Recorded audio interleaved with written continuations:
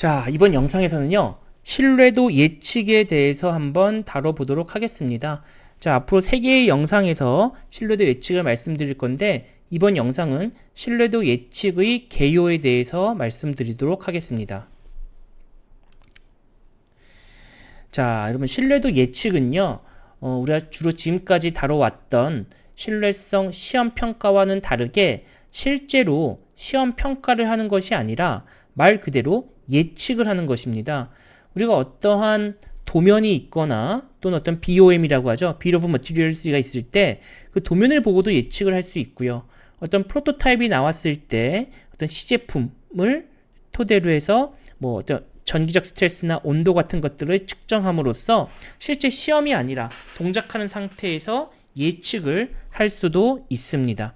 그래서 이런 예측에 대해서 한번 살펴보도록 하겠습니다. 자, 신뢰도 예측의 개념 및 필요성에 대해 말씀을 드리겠습니다.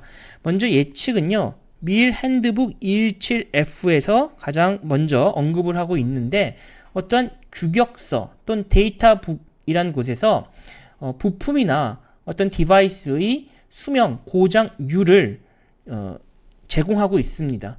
그래서 어떠한 데이터북, 규격서들을 활용해서 어떤 부품의 고장률을 또는 평균 수명을 예측을 하는 것입니다.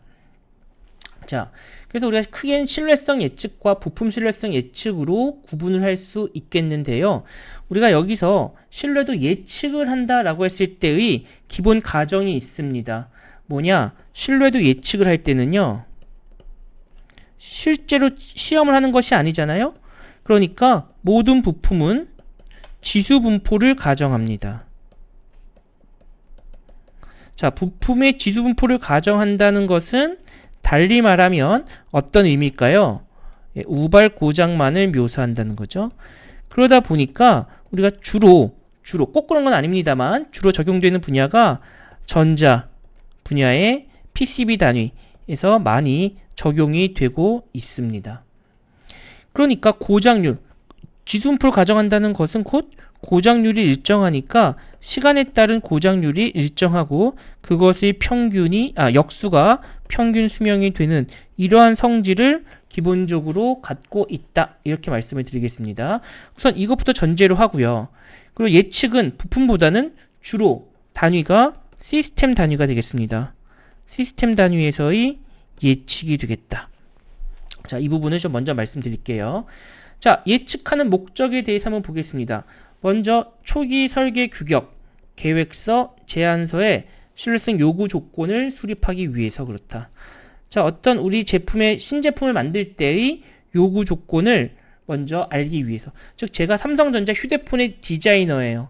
자, 우리 전체의 신뢰성이 주어져 있습니다. 그렇다면 각 부품별로 각 부품들의 고장률이 얼마 이하가 되게끔 설계해라. 또는 가져와라. 이런 것들을 알 수 있겠죠. 이것은 꼭 정확하지 않다 하더라도 초기 설계에서 어떤 부품의 비용이라든가 부품의 신뢰성 같은 걸 미리 사전에 파악할 수 있다는 것입니다. 그래서 신뢰성 요구 조건에 대한 설계 적합성, 실현 가능성 평가를 위해서도 필요하다. 자, 여기 요구 조건 나오죠? 통상 이러한 요구 조건은 누가 이야기하는 걸까요? 제가 이야기하는 것이 아니라 주로 고객사, 갑이 얘기하는 거예요. 현대자동차가 요구 조건을 제시하면 자동차에 들어간 부품들에 대해 요구 조건을 만족하는지, 즉 설계 적합성과 시험 가능성을 평가하기 위해서 기본적 초기의 예측이 필요하다라는 것입니다. 또 설계 대안이 여러 개 있을 때 설계 대안을 비교하거나 또 어떤 절충안을 제시할 때도 쓸 수 있겠습니다. 즉 A, B, C 안이 있는데 그것들의 원가가 달라요. 그런데 신뢰성 관점에는 차이가 없다면 원가가 낮은 걸 쓸 수도 있겠죠. 자, 그리고 잠재적인 신뢰성 문제를 확인하고 우선순위를 매기기 위해서다. 자, 잠재적 신뢰성 문제 그리고 어떤 것들이 개선 대상인지를 명확히 하기 위해서 초기의 신뢰도 예측을 하게 됩니다. 이것은 사실 이 앞에서와도 맥이 닿아 있는 내용인데 신뢰성 목표값을 서브시스템 또 하위 수준 아이템으로 배분한다. 네. 전체적인 우리 제품의 신뢰도 목표가 있다면 그것을 구성하는 부품 또는 아이템들의 신뢰도를 하위 시스템에 배분하는 목적으로 쓰기도 합니다. 자, 그 다음 보전, 군수 지원 전략 및 시험 평가를 위해서 입력 자료를 제공하기 위해서도 쓸 수 있습니다. 이게 보전이네요. 자, 보증 계획을 수립하거나 예비품, 수요 예측, 예산 분배 같은 의사결정에도 활용될 수 있겠습니다. 자, 다음은 신뢰도 예측의 절차인데요. 먼저 예측을 할 때는 설계 도면의 확인부터 필요합니다. 자, 그러니까 BOM, Bill of Material을 먼저 보고요. 그리고 우리가 데이터북이라는 것이 있습니다. 그 데이터북을 통해서 저희들이 고장률, 부품의 고장률을 선정을 하게 되는 것입니다. 자, 요거는 데이터북을 쓴다. 또는 규격서들이 있습니다. 표준서, 밀 스탠다드 같은, 저 뒤에 참고할 것이 있겠습니다만, 또는 핸드북과 같은 이런 것들을 참고하게 됩니다. 자, 다음은 failure rate 팩터를 고려하는데 고장에 영향을 미치는 요인들이 크게 네 가지가 있습니다. 일단 온도, 전기적 스트레스, 품질, 이 제품을 어떤 품질의 공장에서 생산했느냐, 그 다음 사용하는 환경, 이 네 가지 스트레스에 따라 기본 고장률의 팩터를, 웨이트를 곱해서 고장률을 증가시키기도 하고 감소시키기도 합니다. 고장률을 가감하는 웨이트를 고려한다는 겁니다. 자, 이렇게 해서 스트레스 인자를 적용하고요. 하부 시스템에 대한 신뢰도 예측을 하고 궁극적으로는 전체 시스템의 신뢰도를 예측을 하게 되는 것입니다. 이것이 기본적인 신뢰도 예측 절차가 되겠습니다. 자, 설계를 본다면, 설계 절차의 관점에서 본다면 먼저 시스템의 요구사항을 분석하고 정량적 신뢰도 목표를 설정합니다. 자, 우리가 만일 휴대폰을 이번 새로운 스마트폰을 출시한다라고 했을 때 그것의 수명 목표를 설정하는 거예요. 그리고 그 목표에 따라 하부 시스템 또는 모듈 단위의 신뢰도를 할당하겠죠. 그 다음 하부 시스템 또는 모듈 내에서 부품 단위의 또 신뢰도를 할당합니다. 여긴 서브시스템 또 모듈 단위 할당이었으면 이제 부품 단위로 할당을 합니다. 그리고 놓고서 전체 시스템 신뢰도가 목표에 도달하는지를 확인하고요. 달성했다 그러면 설계를 종료하는데 그렇지 않다 그러면 설계를 보완해서 다시 하부 시스템 신뢰도를 할당하는 것부터 시행을 하고요. 만약 도저히 안 된다라고 하면 전체적인 시스템의 신뢰도 목표도 수정할 수 있습니다. 자, 여러분들 갤럭시도 보면요. 갤럭시 S1만 해도 부품 수가 그렇게 많지 않았어요. 제가 알기로 한 400~500개 정도? 그런데 지금 S20가 나온 이 시점에는 거의 1500개 정도 된다고 들었습니다. 그리고 예전에는 PCB가 하나였으면 이제 PCB가 2개예요. 이 2개의 보드가 실장이 됩니다. 부품 수가 어마어마하게 늘었고요. 그쵸? 그렇다고 해서 핸드폰이 엄청 큰 게 아니지 않습니까? 그럼 부품 자체는 굉장히 경박 단소해지고 작아지겠죠. 그러면서 열은 더 많이 발생하게 되는 그런 악조건에 놓여지기 때문에 신제품을 낸다고 해서 신뢰도가 항상 개선될 수는 없다. 오히려 유지하는 것만도 대단한 일이 될 수 있겠습니다. 자, 다음은 신뢰도 예측을 위한 데이터북인데요. 보시는 것처럼 IEEE 스탠다드 1413을 비롯해서 제가 중요한 거 밀 핸드북 217. 자, 스탠다드는 반드시 따라야 하는 것이고요. 핸드북은 그것은 아니고 이제 참고서 정도가 되겠습니다. 자, 이것이 중요한 의미는 신뢰도 예측의 기본 근간이 바로 밀 핸드북에서 출발되었기 때문입니다. 미 국방부가 제정한 전기전자 통신 부품에 대한 고장률 예측 체계가 되겠고요.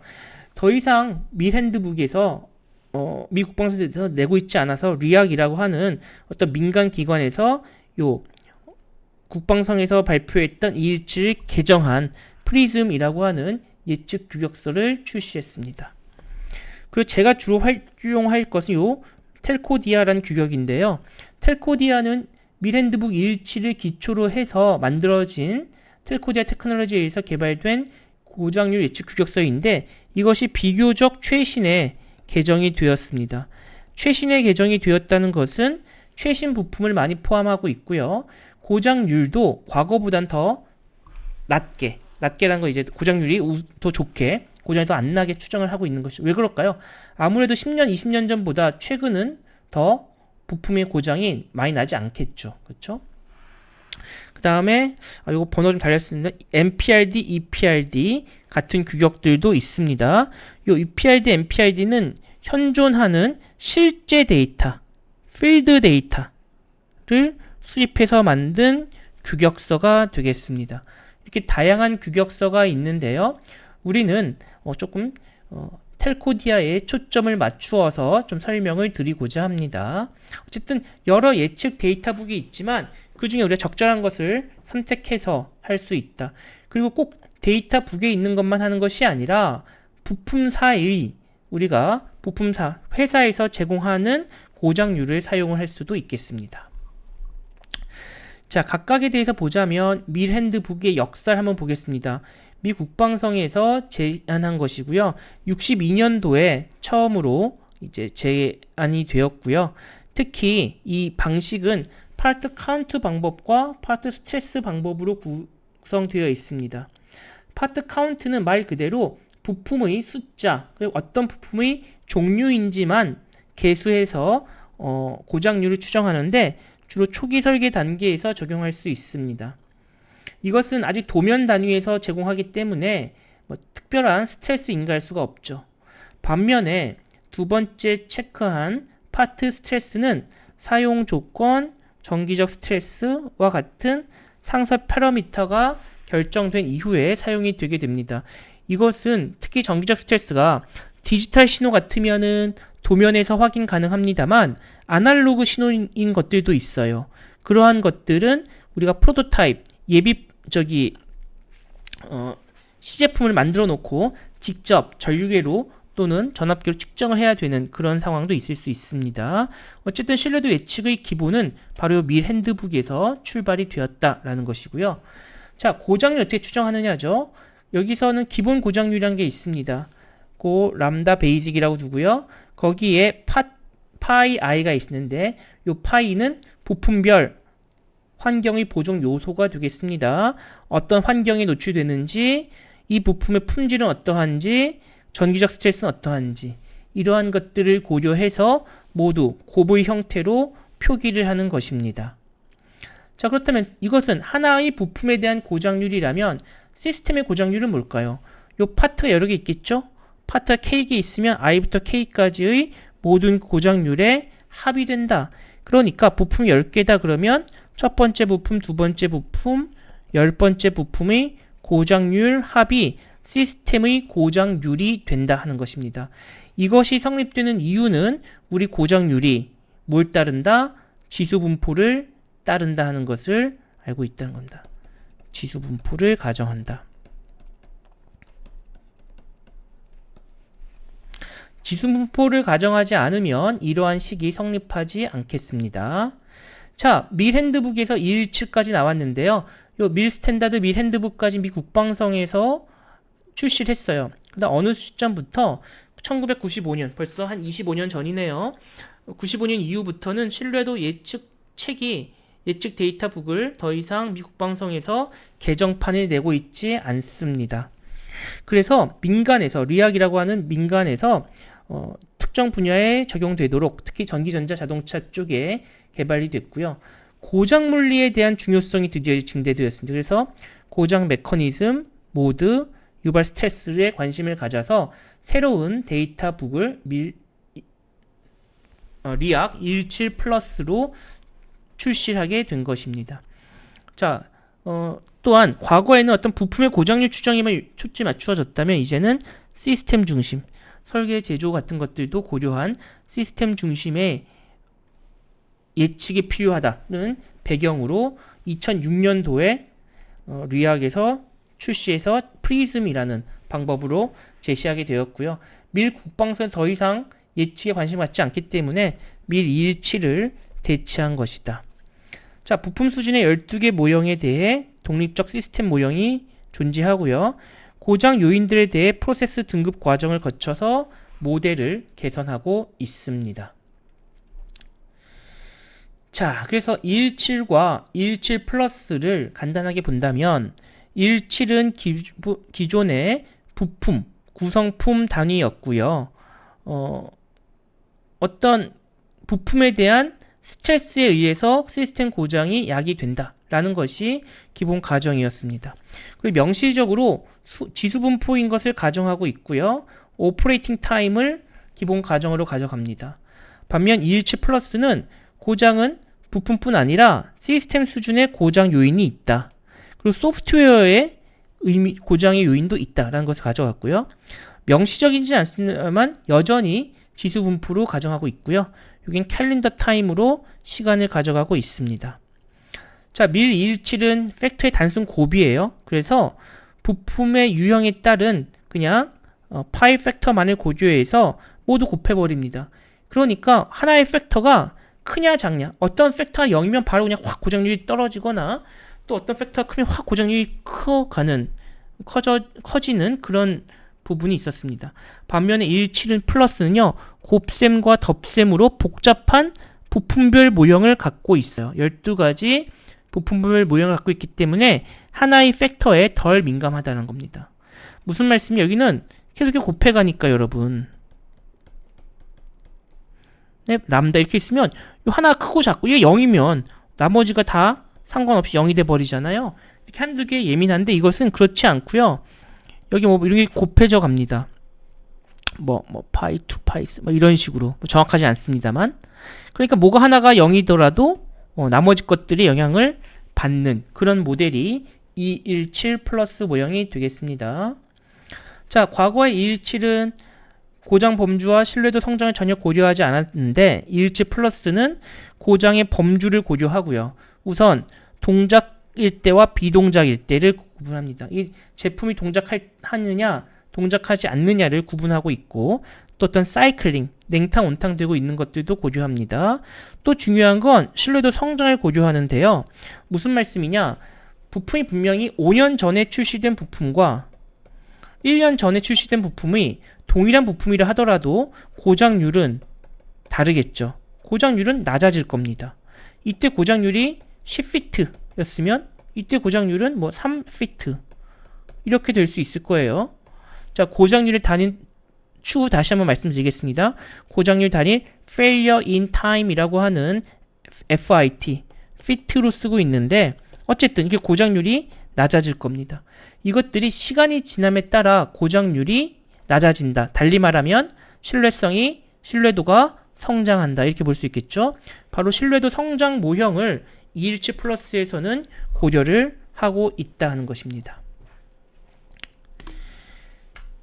자, 다음은요. 자, 시스템 모형과 환경 스트레스, 부품 품질, 그 다음 수정 개선 문제인데요.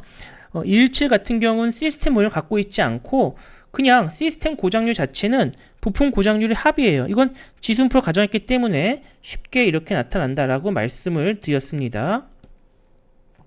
고장률 합. 반면에 217 플러스는 로지스틱 모형과 인히어런트 모형 두 가지 모형을 가져가고 있고요.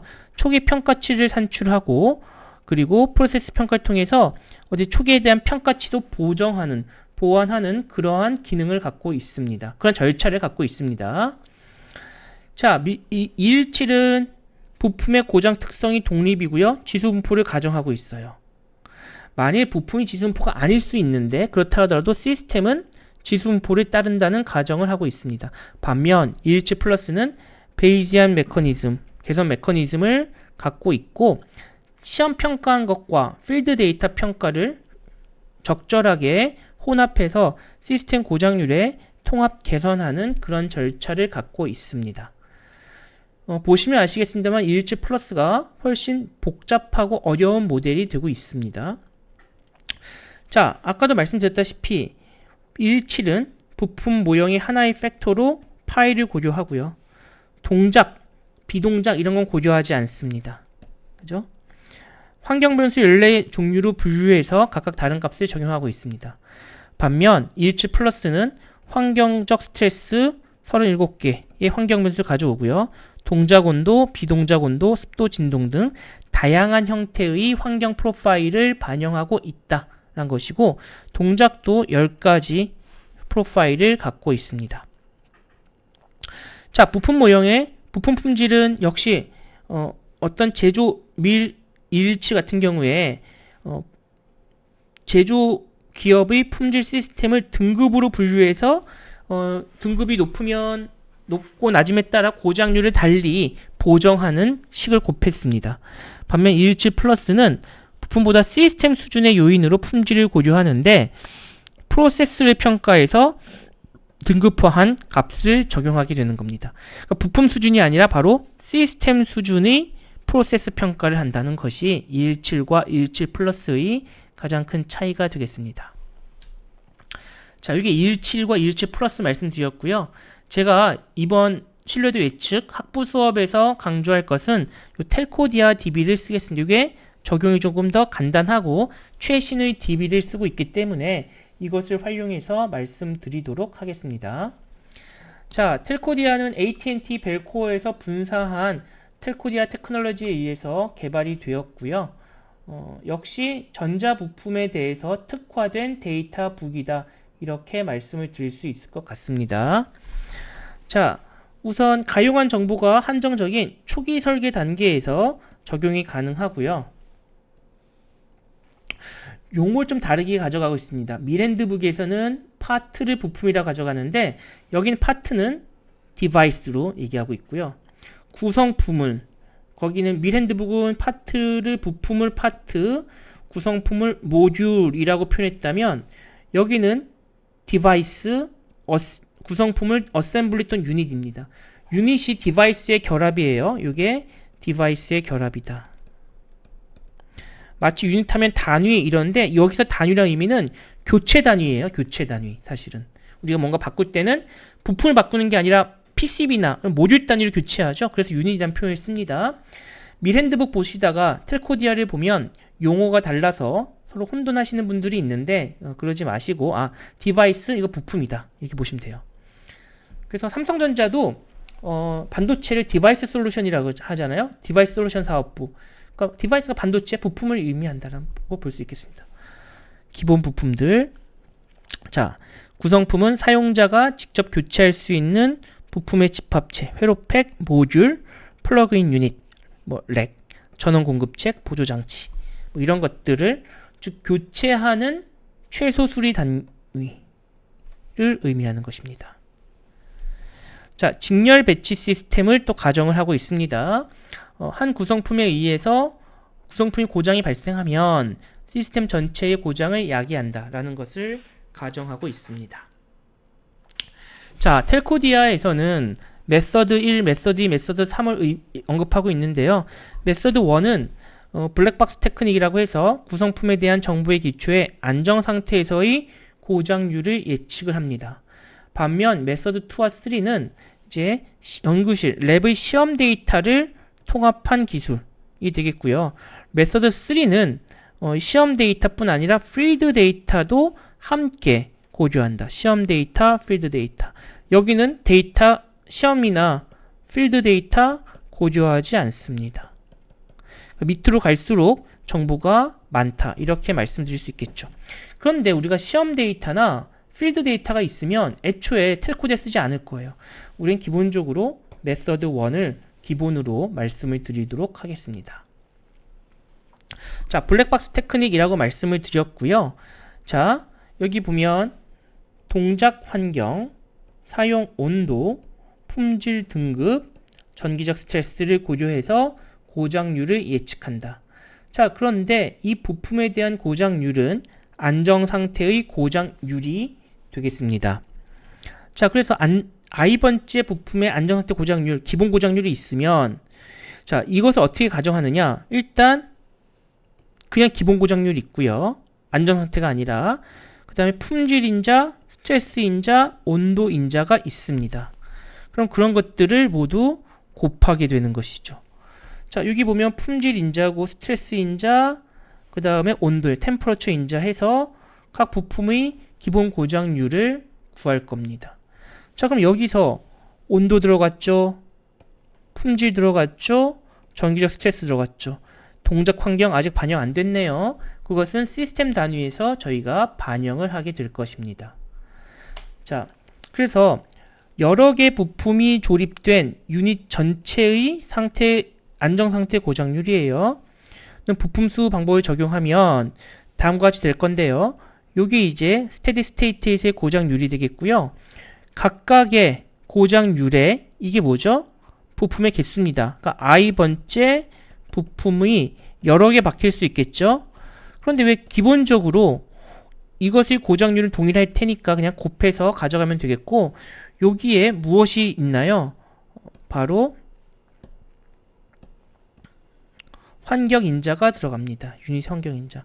과연 이것들이 어떠한 환경에 노출되었느냐, 즉 고정된 실내에 있느냐, 아니면 야외에 고정되어 있느냐, 야외에 움직이냐, 뭐 야외에 출렁출렁 있는 선박에 있냐, 아니면 항공기에 있냐, 아니면 우주선에 장착되냐.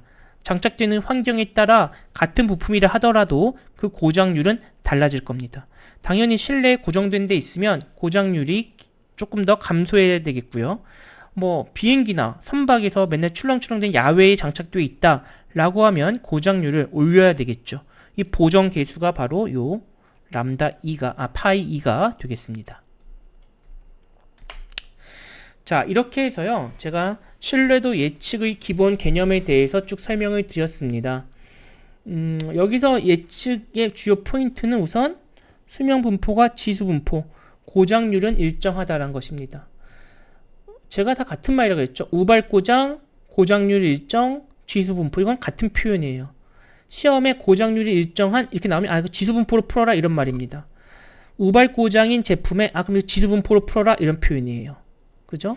그런데 바로 예측은 지수분포를 가정합니다. 고장률이 일정한 걸 가정해요. 그렇다면 베어링이나 이런 기계주에는 신뢰도 예측을 적용할 수 있을까요? 네, 적용할 수 없습니다. 쉽지가 않아요.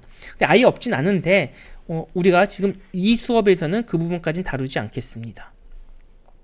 또 문제가요.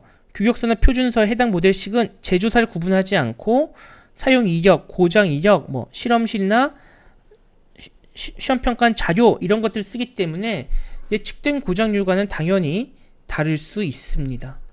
같은 부품인데 정말 대기업이 만든 부품과 굉장히 작은 중소기업이 만든 부품의 품질이 단가가 다를 텐데요.